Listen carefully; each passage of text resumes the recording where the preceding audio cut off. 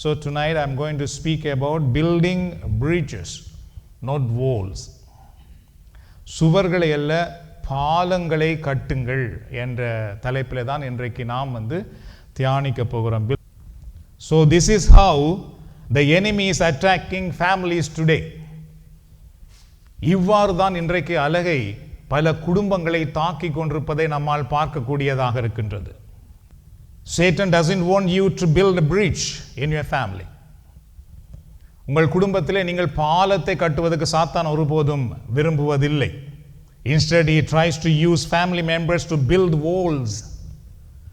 அதுக்கு பதிலாக சாத்தான் குடும்பத்தில் இருக்கிற அங்கத்தவர்களை அதாவது சுவர்களை கட்டுவதற்காக அவன் பயன்படுத்துகிறான். Walls of anger, கோபம் என்கிற சுவர்.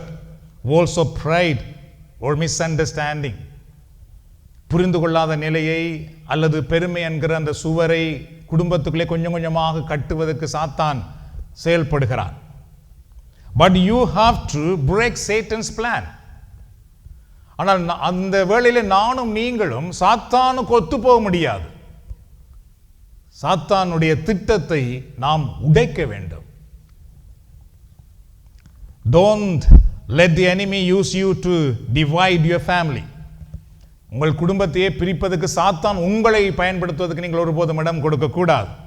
Let God use you to heal your family.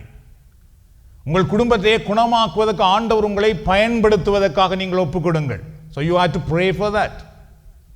Lord, you make me instruments to heal my family, my siblings, my parents, my husband or my wife.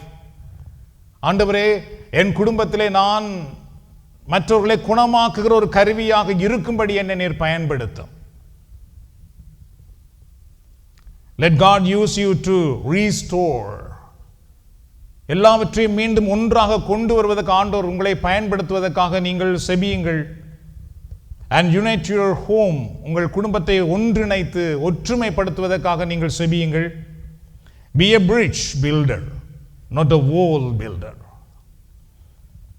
ஒரு பாலம் கட்டுகிறவர்கள் போல நாம் இருக்க வேண்டுமே தவிர சுவர் கட்டுகிறவர்களாக நாம் குடும்பத்திலே இருக்கக்கூடாது.